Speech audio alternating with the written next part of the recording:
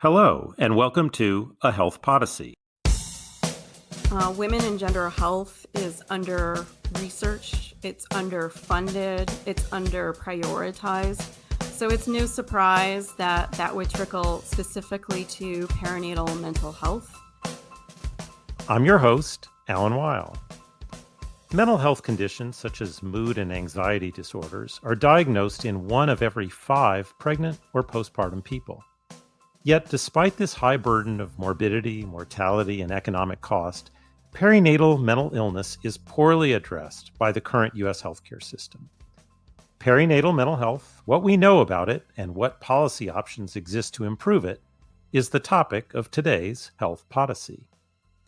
Now, the October issue of Health Affairs features a large collection of articles on this topic. Those papers discuss several dimensions of perinatal mental health, including the health and economic costs of poor perinatal mental health, the relationship between mental health and physical health, and the role of race and racism in how our nation approaches mental illness among birthing people. Today, I'm speaking with Jennifer Moore, founding executive director of the Institute for Medicaid Innovation, who is the advisor for the issue. She also published with co authors the overview paper in the issue. In that paper, she and her co authors describe the prevalence of perinatal mental health conditions, the implications of those conditions, associated barriers to screening, diagnosis, and treatment, and forms of bias associated with mental health conditions. They note, for example, that the estimated $14 billion per year cost associated with untreated mental health conditions is likely an underestimate. And they present 6 policy opportunities to improve prevention, diagnosis, and treatment, all topics we'll cover in today's discussion. Now, this is typically where I'd say, Dr. Moore, welcome to the program. I wonder, with your permission, of course, can I call you Jennifer since we are, after all, married? Yes.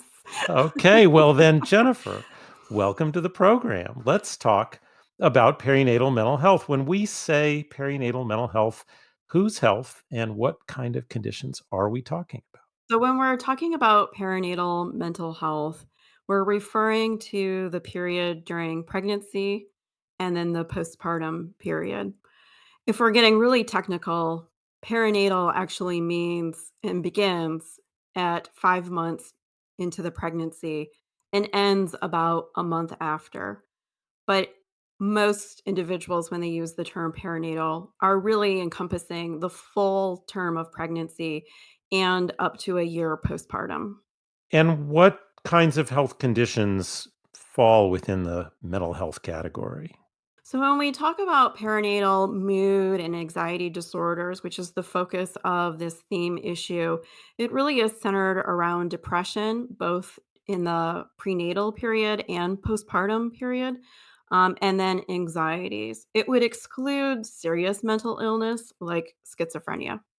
And why do we exclude those? It's its own separate category of mental health conditions. So these are serious, but not sort of the most serious persistent mental health illnesses. Is that fair? It's hard, right? To label one group as serious and the other not. I think when you think about serious mental illnesses, you're considering abilities to work, ability to maintain normal, healthy functions. Oftentimes, it involves medication management, intensive behavioral health services. Whereas in the group of perinatal mood and anxiety disorders, not everyone necessarily is going to be prescribed medications. And oftentimes, people are able to work and maintain a normal living. And I should be clear, I didn't mean in any way to suggest that these aren't serious. I was just trying to differentiate between, as you say, the schizophrenia and other conditions that people maybe associate with traditional mental health, not in the context of the perinatal period. Yeah, I think it really comes up with, in terms of, Medicaid for payment purposes is how they look at delineating, the 2, but they're regardless, they're all important and really serious to take, um, a look at. And Some listeners may wonder why we're not just calling this maternal mental health. Can you explain the use of the broader term? Absolutely. So the shift towards perinatal from maternal health is to acknowledge and recognize that not everyone identifies as being a mother. Not everyone identifies as being female who is pregnant during this period. And so perinatal allows for gender inclusivity and affirms that language too. That's very helpful. So let's start getting into sort of the evidence here, which is what you capture in your overview paper. Just at the highest level, what are the negative consequences associated with perinatal mental illness? What are those consequences for the person with the illness, the children and the families, and the health of the community as a whole? Absolutely. So I think the biggest area to dispel is that often individuals assume that perinatal mental health issues only occur in the postpartum period. Oftentimes we think of postpartum depression as the only event that we're focused on, but actually, during the prenatal period, anxiety and depression can have an impact. It can increase the risk of preeclampsia, cesarean birth, neonatal intensive care admissions, preterm birth, low birth weight, and so on. In the postpartum period, we see cognitive and emotional complications that impact infant attachment, barriers around poor cognition. We also see psychological and development disturbances in infants and children and adolescents that carry throughout their childhood and presumably into their adulthood life. With untreated anxiety and depression, we often see challenges related to ability to maintain work. The stress and anxiety associated with that can be overwhelming for a pregnant individual and even in the postpartum period. And obviously, that impacts family dynamics, it impacts communities, is really important to elevate as an important element of the diagnosis and treatment for pregnant and birthing individuals. Here's what I kind of don't get. The evidence of the negative effects of untreated perinatal mental illness seem very profound and strong and large. Um, but it doesn't sound like we're doing a really good job in this area. So what's going on? What's happening when I think of mental illness or other illnesses? We think of screening, diagnosis, treatment. Uh, what's going on in these areas, and why are we falling so short? So, I mean, fundamentally, women and gender health is under researched, it's underfunded, it's under prioritized. So, it's no surprise that that would trickle specifically to perinatal mental health.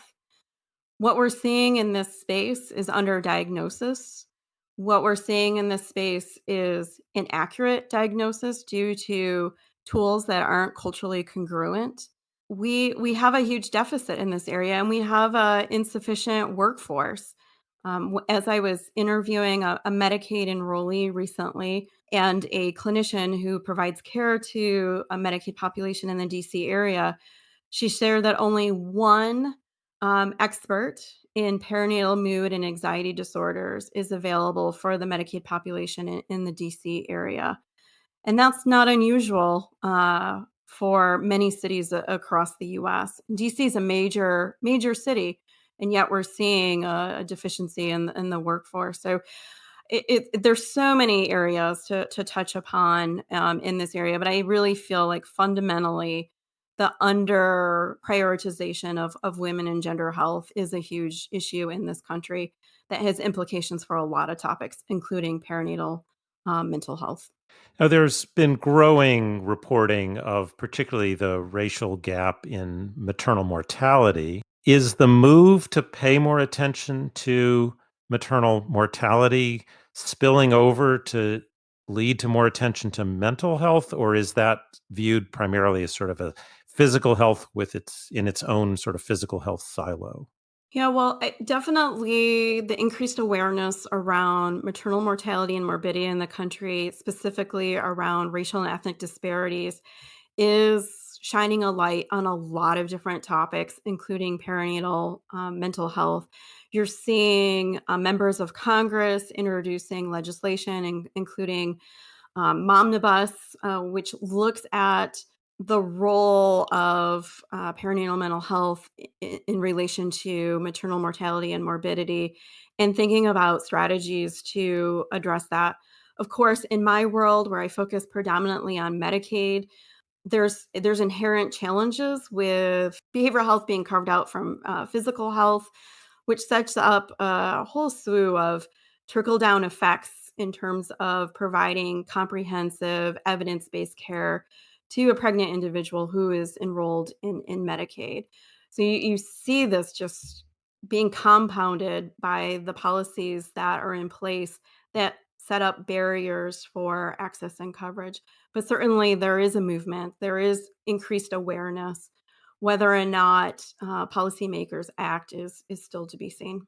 You have clinical training, and as you know, I don't. Do we have good screening tools? Do we have good diagnostics? Is the science there and we're not using it, or is the science inadequate, or maybe some of each? It's everything, and again, it goes back to the under prioritization and funding of women and gender health topics.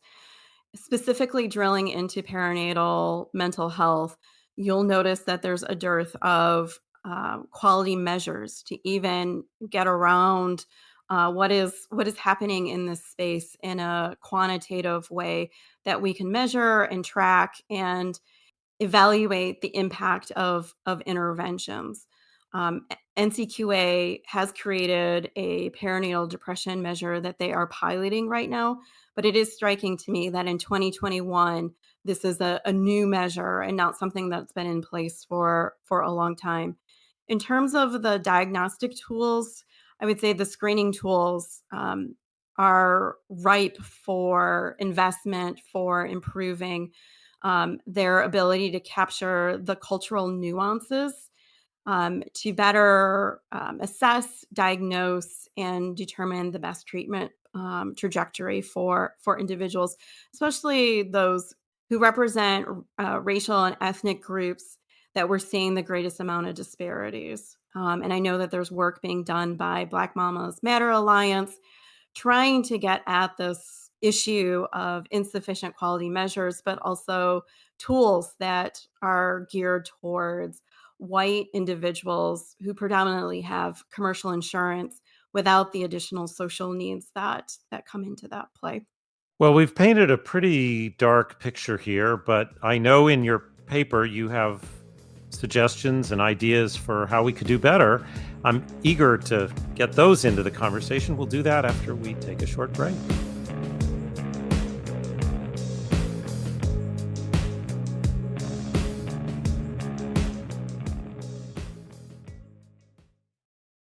Enjoying the show? Make sure to subscribe to Health Affairs Today to catch a daily roundup of news, analysis, and commentary. Topics range from federal and state health policies to the latest on health inequities. And it's free. Head to www.healthaffairs.org and click Newsletter Sign Up in the menu to join the premier health policy community. And we're back. I'm speaking with Dr. Jennifer Moore about perinatal mental health. Before the break, we were talking about major shortcomings in how we approach this topic, but happily, there are suggestions and proposed legislation and resources and ideas for how to do better. And I'd like to turn to those now. You have a series of policy ideas in your paper about improving perinatal mental health. We'll pick up one or two of them, but I hope you'll weave in as many as you like. Let's just start with the model of care. This is something you pay significant attention to: how care is provided, how it's accessed, how it's organized. What is it that we're missing, and what are the ideas for doing better? Yeah, so our current model of care, which is oftentimes referred to the medical model, um, does not involve community based or community centered. care, of which is evidence-based and shows to be of high value.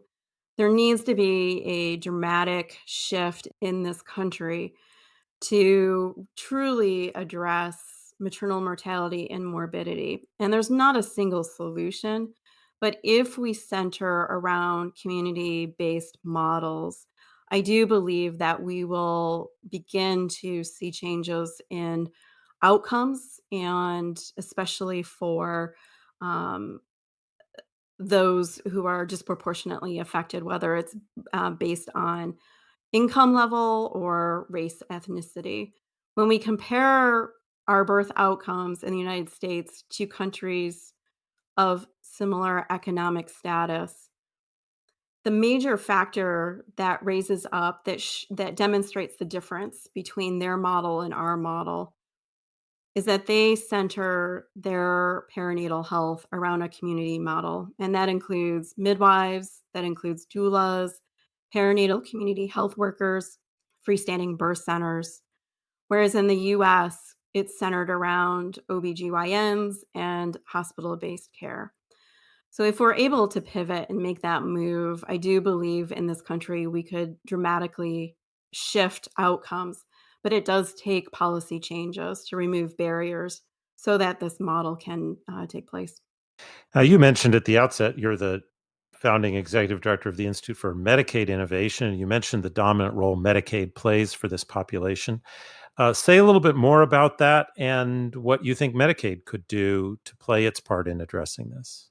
Absolutely. So, when we think about Medicaid coverage of pregnancy, we know that approximately 50% of all births are covered by this really critical safety net program. However, in some states, that's as high as 71%. So, Medicaid does play a really critical role in moving the needle in this space and can be a leader in addressing our poor birth outcomes in this country.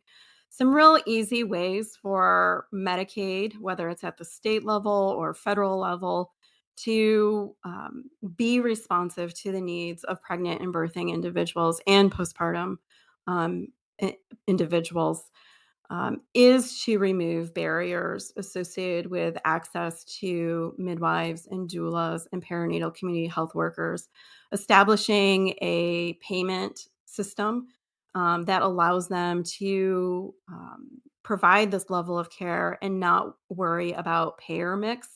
Currently, a lot of midwives and doulas and perinatal community health workers limit the number of Medicaid enrollees in their services because the payment is so low that they're not able to sustain the infrastructure of their programs. And so oftentimes they're dependent on grants to supplement, but those grants are episodic and are not sustainable. So you have an entire population of Medicaid enrollees who are simply not getting access and coverage to this really critical service. It's limited to those oftentimes with employer based insurance coverage, white individuals, and those who can pay out of pocket if their commercial insurance is not willing to cover it. Other opportunities in Medicaid, carving out behavioral health from the physical health is a huge barrier to ensuring continuity of care for a Medicaid enrollee. We know during the prenatal visit or postpartum visit, if we identify a behavioral health need, they're less likely to access those services if it's not within the same system where they're co located. And at the FQHC in DC, where have affiliation with, it's same day appointment. So if we identify a behavioral health need at that physical care appointment, we can move them over into that behavioral health appointment same day. But again, it's grant funded, and so that is what allows that system to exist. And certainly, there's a need for Medicaid policies to allow that in a more broad way that is not dependent on grant funding. And then I would say the sort of the last item specifically to Medicaid, in addition to Medicaid expansion or extension, however you want to define it, is thinking about the telehealth policies that were enacted during the pandemic. the federal government allowed for greater flexibilities with telehealth coverage in the Medicaid population due to the pandemic. These policies are not permanent, and a great opportunity for Congress and CMS would be and state Medicaid agencies would be to sustain these telehealth flexibilities beyond the pandemic. We've seen it work. Medicaid enrollees like it, especially those who are seeking behavioral health services. And there's an opportunity to sustain those policies beyond the life of the pandemic. I want to weave together a couple of the topics you've brought up and some that are in papers in the issue. You mentioned community based efforts, and a couple of the papers really reference that one of the roots of the racial disparities in this area is the deficit model around mental health. This notion that sort of something's wrong with you, and we're going to diagnose you, and then we're going to treat you, as opposed to tying you to the strengths that you have, which often come from the community, the support network that you have. When that's described to me, it sounds and it's presented often sort of as a conceptual shift or a change in attitude. But is there a policy element here as well? Is there something public policy could either do to reflect or lead this change, so that when we're trying to address the problem, we're not just stuck in this, oh, here's a diagnosis, here's something to fix it. Absolutely. I mean, part of that is removing the stigma and bias around mental health and not thinking of it as a disease or a problem. Mental health also encompasses well being. And oftentimes we don't encompass that. We don't include that in our thinking about that. Um, Having access to, let's say, doula support during, before, during, and after your pregnancy has a positive impact on your health and well being, especially your mental health. You have a support person, you have someone who's going to help you through this experience, you have someone who's going to connect you to the community services that you need. That's positive mental health, and we need to invest in that health and well-being. Some people call it preventive care. Whatever terminology you want to use, it is a shift away from only focusing on the disease burden or diagnosis and thinking of it in a framework, a public health framework of prevention and well-being for that individual and family, extending to the family also. That reminds me, you mentioned in the paper broader support for families, which would get at economic well-being and stability, things that are not direct treatment for a mental illness, but certainly contribute to mental health. Can you say a little more about what policies are missing or what could be changed that would potentially have positive effects here that people may not put in the category of mental health treatment? Yeah, I mean, imagine the postpartum period where your hormones are all over the place. You have a brand new infant. You're not getting a lot of sleep. You're trying to manage that child. And you also are going to work right away. And you're trying to do it all and certainly should not be expected to. In the United States, we do not provide adequate support to individuals in the postpartum period that supports bonding, that supports breastfeeding, that supports health and well being, recognizing that individuals are not getting enough sleep and their hormones are all over the place. And we just really need to provide that support. So, when we think about the Family and Medical Leave Act of 1993, we do know that 60% of workers qualify for the program, but most people cannot afford to forego their income. And so they go back to work right away and are not given the space to heal and bond and take care of themselves during that period.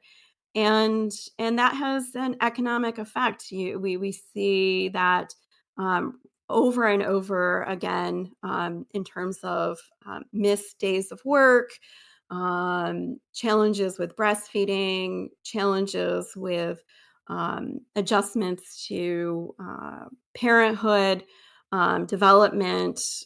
It has an economic burden that carries forward, not just in that postpartum period, but beyond. So you described that wonderfully for the postpartum period. As you noted at the outset, uh, perinatal includes a period of pregnancy as well. Are there public policies we should be thinking about to improve broader well-being in that period? Yeah, and I think it goes back to a lot of the stigma and bias. And returning back to the interview that I recently did with a Medicaid enrollee, she was experiencing some challenges at work. She has a full-time job, and she needed to take time off to go to her prenatal visits. And her employer was unwilling to give her that time off. She also happens to be high risk. This was her fourth pregnancy. She had had previous C-sections. She also had other health complications that were creating a more high risk pregnancy, but was finding it difficult to be able to take off a couple of hours in the middle of the day to be able to go to the visit. And as she said, I need to do these prenatal visits so that I can have a healthy pregnancy, birth, and postpartum period so that I can continue to work and have a positive experience, but simply just was not getting support from her employer. So I think there's a lot of awareness that needs to be elevated around what are the needs of pregnant individuals, supporting them in accessing prenatal care, which often occurs during the typical 9 to 5. If you're a Medicaid enrollee, you may not be employed by an employer that provides sick leave. You may not have an employer that is set up for taking a few hours off. If your job is at a fast food place, they're not really set up to give you 3 hours to drive to your appointment, have your appointment, the blood work, the ultrasound, and then return back to work. And so we need a fundamental shift at how we handle the workforce in this space. So, as we come to a close, I want to ask you, you were the advisor for this issue. We published some great research, but at heart, you are a researcher. What are some of the key questions that we need to answer to make progress in this area? Not just the policy changes, but the research questions, the data gaps. What's missing that's preventing us from doing a better job here, other than the public policy shifts? Wow, that's a really hard question because fundamentally in perinatal health generally, I feel like we have sufficient evidence to inform policy changes. The challenge has been that we're not making the policy changes. We're not prioritizing this topic. However, if you're going to push me on coming up with areas for further research, we really need to expand the research base around patient reported outcomes, allowing their voice, their preferences, their needs, their expectations to be elevated as part of our understanding of what is quality care. We need to elevate the voice of Black, Brown, and Indigenous people whose birth outcomes we see the highest rates of disparities compared to white individuals. We need to find out from them what is working, what is not working. And when we identify what is not working, elevating that to the policy level and making those changes so that we don't perpetuate the disparities that we're seeing today. Those would be my 2 top research areas, that require investment, and, I should add a 3rd, quality measures. We need more quality measures in this space. So investing in quality measures so that we understand the extent of the barriers and the disparities and the impact of interventions is greatly needed. Well, I'm glad I did push you because you came up with a nice list there. It's been great having you in this role as theme advisor, and a pleasure to get to talk to you today on Health Podyssey. Jennifer, Dr. Moore, thank you for being my guest. Thank you for inviting me. Thanks for listening. If you enjoyed today's episode, I hope you'll tell a friend about a Health Podyssey. Health Podyssey is produced by Health Affairs, the leading journal for health policy research. The team behind the show includes Patty Sweet, Jeff Byers, Julia Vivolo, Sarah Kolk, and Sue Ducat. Like the show? Subscribe to a Health Podyssey on Apple Podcast, Spotify, Stitcher, Google, or wherever you listen to your favorite podcasts. Thanks for listening, and have a great morning, day, or evening.